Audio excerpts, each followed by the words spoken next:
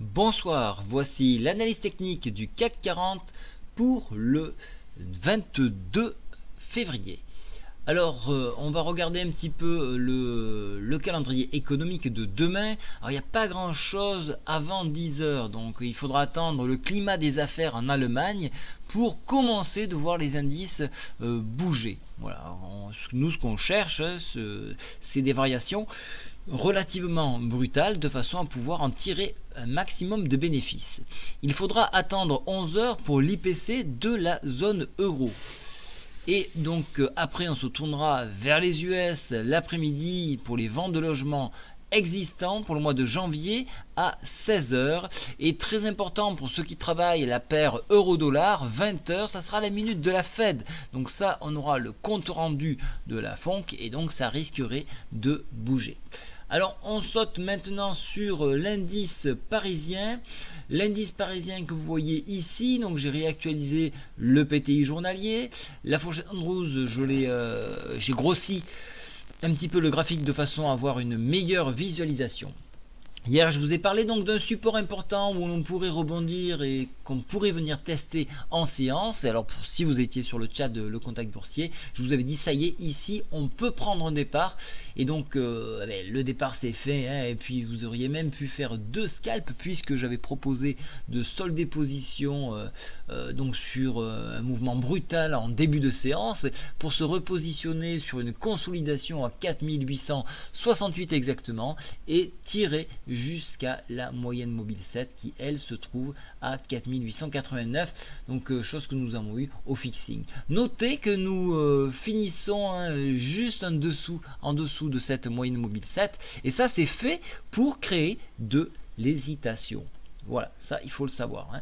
Donc on est toujours dans la fourchette, dans le range donc de la moyenne mobile 7 4889 et la moyenne mobile 20 que vous avez en bleu ici qui elle se trouve à 4835 points. Voilà les deux bornes là. Donc sur dépassement de la moyenne mobile 7, on réouvre une voie en direction des 4922 points. Sur échec de franchissement de cette moyenne mobile 7, on viendra s'écraser, tester une nouvelle fois de plus les 4858, 4852.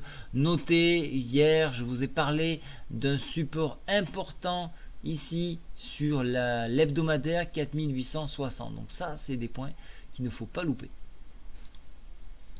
Je repasse en journalier. Alors, je repasse en journalier. Donc en journalier, et je pousse un petit peu mon graphique. Alors, qu'est-ce qu'on peut noter encore? Donc, et là, je dois réduire mon graphique. Ce sont les volumes. Regardez que les volumes sont plus conséquents qu'hier. Hier, nous avons eu... Alors, bon, les US ne tournaient pas. Hein. On a vu ce faux signal de baisse. Je vous avais dit, attention, les US ne tournent pas. On va essayer de créer des fausse tendance. Et donc c'est ce qui s'est passé, fausse tendance, on est venu chercher à prendre un point d'appui sur l'hebdo pour repartir à la hausse. Là les volumes sont de retour, retournent dans une normalité, donc on n'a pas vraiment lieu de s'inquiéter. Donc on va vraiment guetter donc, le franchissement de cette moyenne mobile 7 pour confirmer un retour donc vers les plus hauts. Et donc comme je vous l'ai dit, en échec, on descendra un petit peu. D'un point de vue du stochastique, on est en train de refroidir sur ce niveau-là, de façon à pouvoir donner une nouvelle impulsion haussière. Et vous voyez que ici, au niveau de la MACD, ça se cherche. On est plutôt parallèle au niveau des deux moyennes mobiles qui composent la MACD. Et donc on a vraiment une indécision à marquer un coup vers le bas. Donc pour ma part, vous l'avez compris, ça reste toujours de l'achat sur repli, mais attention, hein, sur ce niveau-là, alors est-ce qu'on attend un point bas pour retravailler la hausse ou est-ce qu'on tente un short à ce niveau-là? L'idéal, vu qu'il y a la FONC, ça va être un petit peu compliqué. L'idéal, c'est déjà de laisser tourner toute la nuit, voir un petit peu comment le CFD va se comporter. Regardez l'ouverture des marchés, 8 heures, et l'Asie également, voir un petit peu comment ça va fonctionner. Et si effectivement il y a la possibilité d'avoir un petit gap, exploiter le gap uniquement dans le sens haussier. Je ne le ferai pas dans un sens baissier. Voilà, donc je vous ai tout dit pour ce soir. Donc globalement, ça reste encore haussier.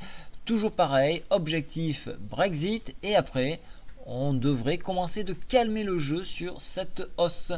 Je vais faire une analyse technique donc sur le compartiment B. Donc ça c'est réservé aux abonnés. Sur les titres du compartiment B, j'ai quelques petites perles qu'il faut surveiller et donc je vais vous en parler. Bonne soirée à tous, au revoir.